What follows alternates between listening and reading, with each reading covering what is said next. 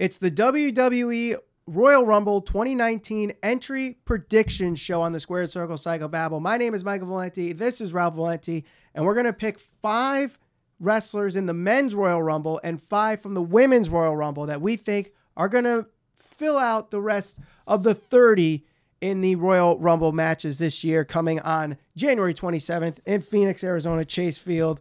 Whether they are going to be from NXT call-ups, whether they're going to be returning, or some other surprises that may be up there. So, Ralph, I'll start with you. We'll start with the men's Royal Rumble match. But before we get there, make sure you subscribe, hit that bell for notification. We're trying to get to 5,000 YouTube subscribers before All Elite Wrestling's Double or Nothing. And if you're listening on your favorite podcast provider, make sure you give us a 5-star review on iTunes and share all over social media so that more people listen to the Squared Circle Psychobabble. Now, if you want to fast forward to any part, we'll have the timestamps in the description as well. We'll start with the men. Ralph, number 1, who do you have as a surprise entrant in the men's Royal Rumble match? So number 1, first individual that I have listed on the very top of my list, and he was my dark horse, if you will, my major prediction. I'm going to go with Lars Sullivan. I do think Lars Sullivan is going to debut at the Royal Rumble because we've been seeing for how many weeks now that this guy's supposed to be debuting. More than weeks. It's almost been a couple of months maybe. Did you see the news, though, that came out about Lars and his anxiety attacks, and he's supposed to have a big match with John Cena at WrestleMania? Yep. Now that's kind of on the back burner because of this. So either way, whatever the plans were for Lars Sullivan going forward, maybe they will have to take a second look at where he's positioned on the WrestleMania card. But he's got to debut at some point, so why not the Royal Rumble? You can make him look strong. You can have him eliminate a ton of people.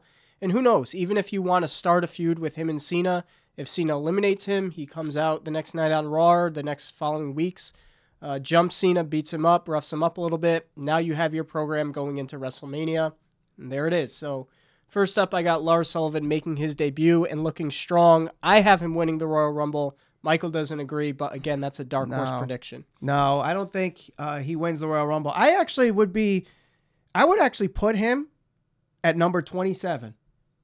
The 27th spot? The 27th spot. The coveted 27 that has gotten the most Royal Rumble wins instantly puts him up as like, oh my God, they're going to put a big spot on him. Maybe he wins, like you say, becomes the 5th person to win out of that slot and eliminates John Cena because John Cena is not going to come out past 18 because he hasn't done it yet. So he won't come out, I'd say probably like in the low 20s. But the first person that I have as a surprise entrant in this Royal Rumble is from NXT and has a big match at TakeOver Phoenix. And he's in the NXT Championship match. No, I'm not talking about Tommaso Ciampa. I'm talking about Aleister Black. If he comes out, we'll say 12, 13, we'll get a huge pop, especially if him and Ciampa have a great match, which I think they will. Yeah. If he comes out, even if he ends up winning the NXT Championship, which I doubt will happen, but if he comes out just like Almas came out as the NXT champion last year, I think he gets an amazing pop. Yeah.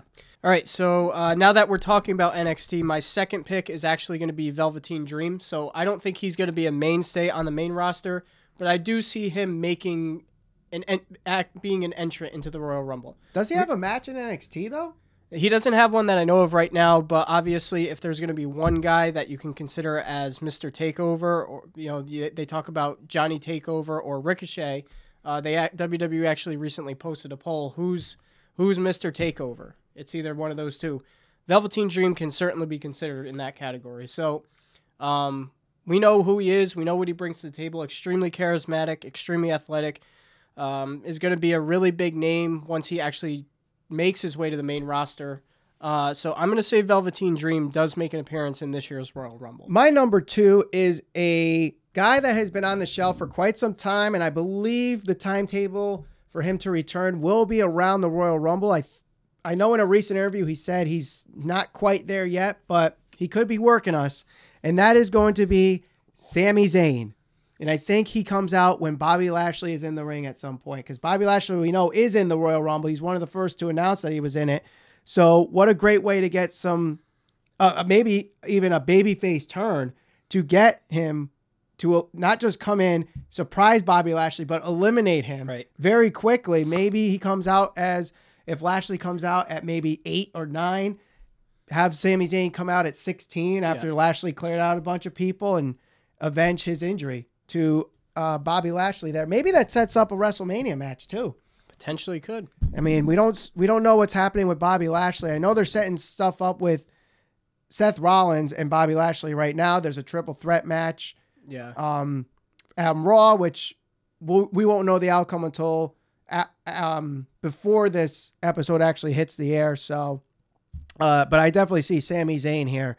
I'm going to go with number 3 here. Another guy that has been on the shelf for a while. In fact, people thought he is retired, but I could see him coming out for this one-off Royal Rumble return, and that is Woken Matt Hardy. Yep.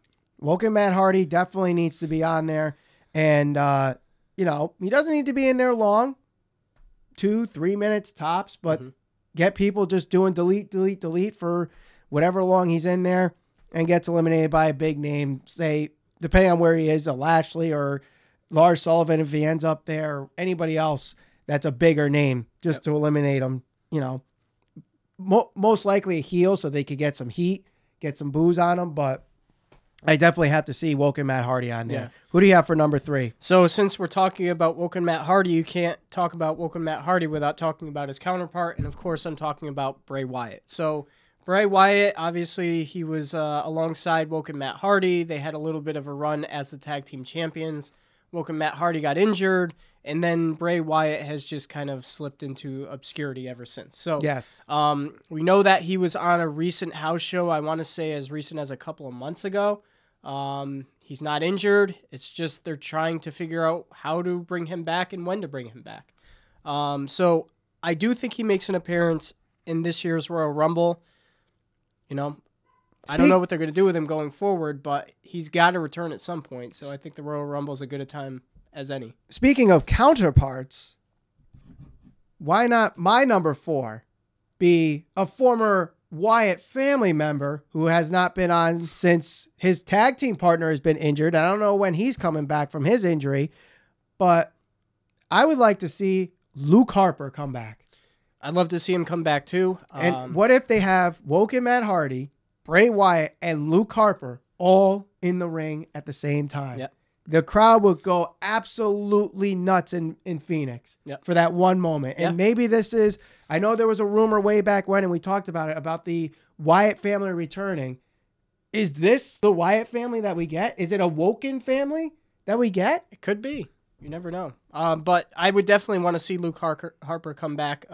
He's another guy that, like you said, can potentially come back and return at the Royal Rumble. And a guy that really can do stuff as a singles wrestler, and we've seen that. He can have good matches one-on-one, and it's just a shame that he's not doing anything, that Eric Rowan is injured for such a long time, and he always seems to get hurt, so it kind of diminishes what Luke Harper can do, because it's like Rowan is holding him back because of all these injuries. Yeah.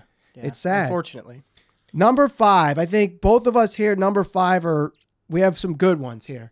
Who do you have? We'll start with you. Number 5. So my 5th pick is going to be Batista.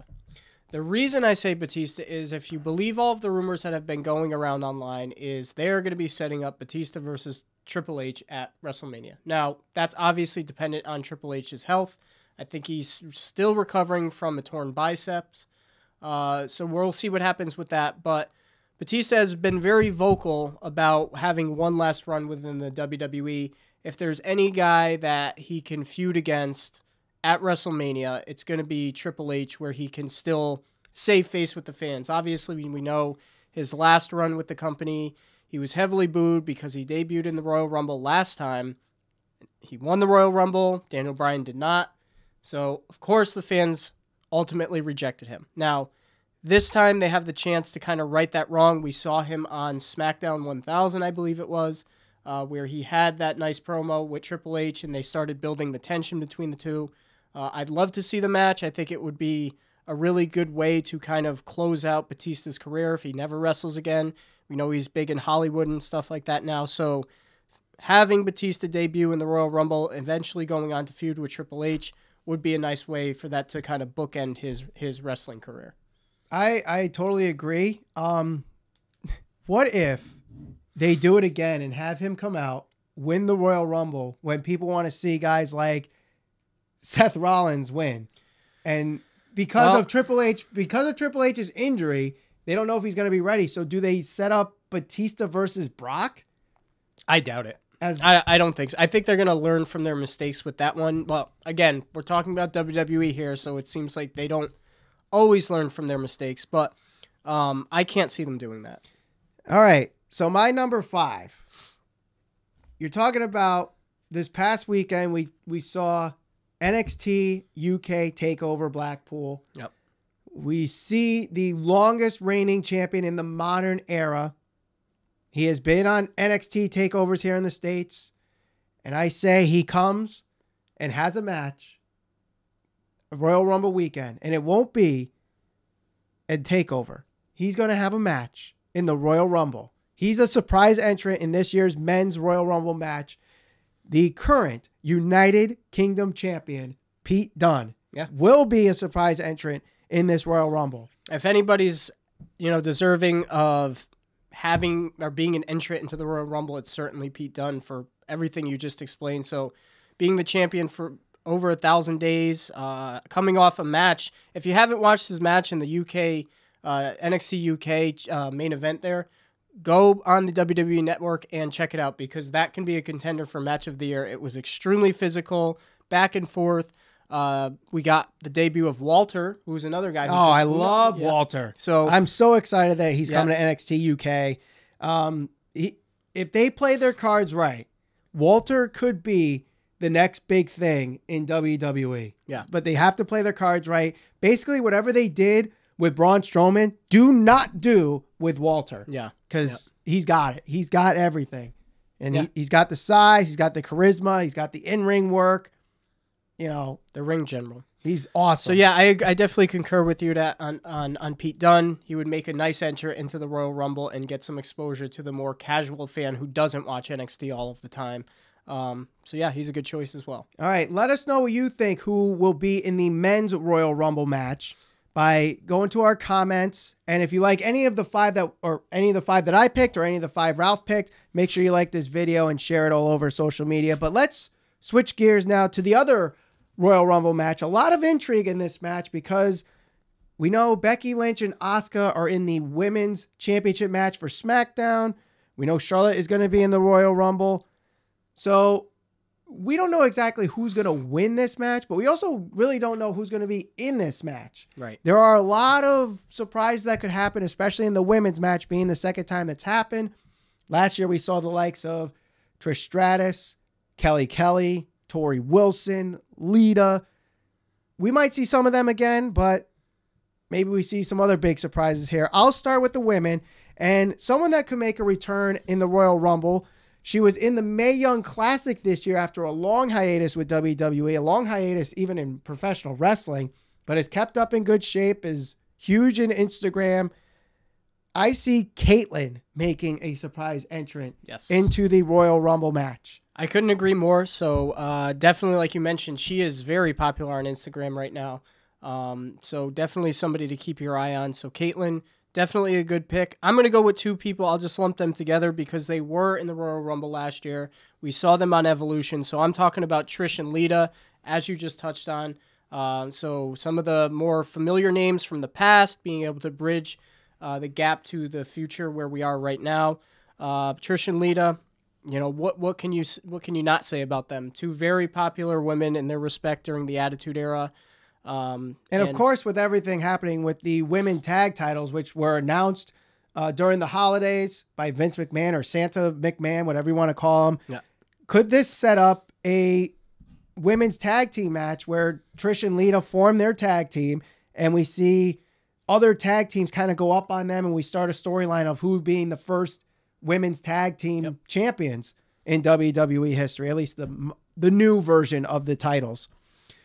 My number 2 is someone that will be getting called up soon. She just had her last match in NXT. Her stablemates went up months ago. We don't know where the heck they've been, but they're there on SmackDown. I'm talking about Nikki Cross. I think Nikki Cross will be a entrant in this year's Royal Rumble as a surprise entrant.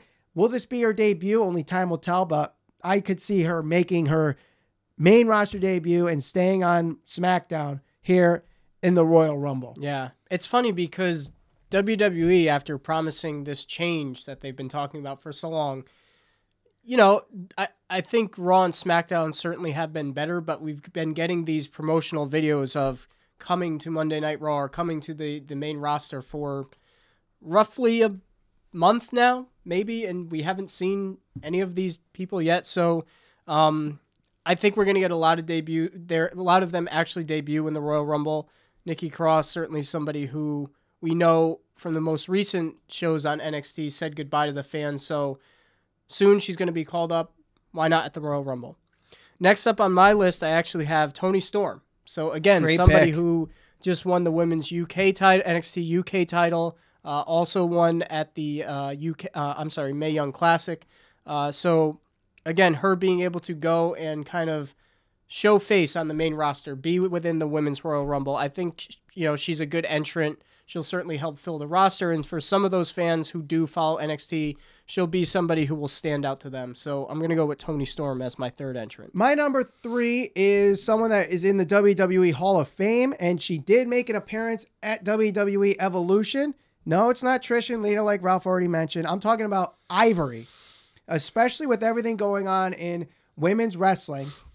Ivory was a member of Glow when it first started in the late 80s.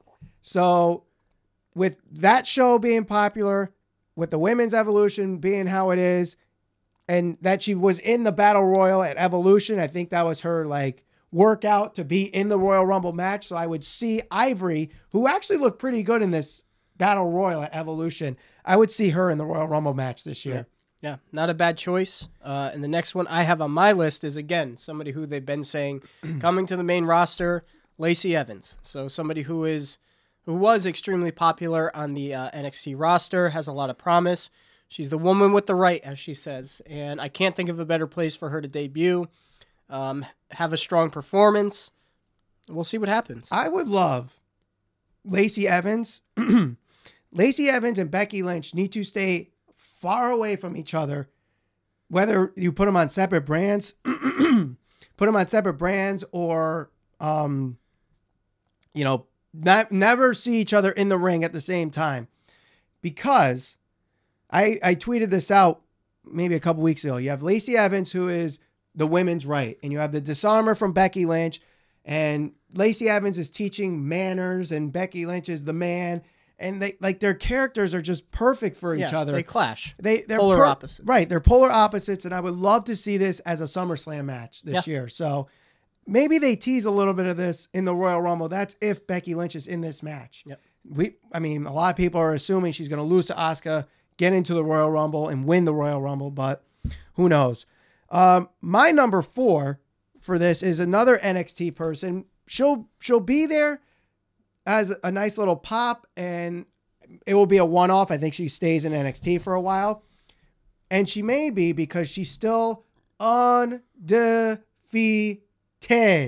Bianca Belair will be in the Royal Rumble. That's one of my predictions. Yep. She was in the Battle Royal in this past WrestleMania, if I'm not mistaken. If not, it was the one before. But I know she's been in one of those Battle Royals for the women. So, again, experience with over-the-top matches in WWE.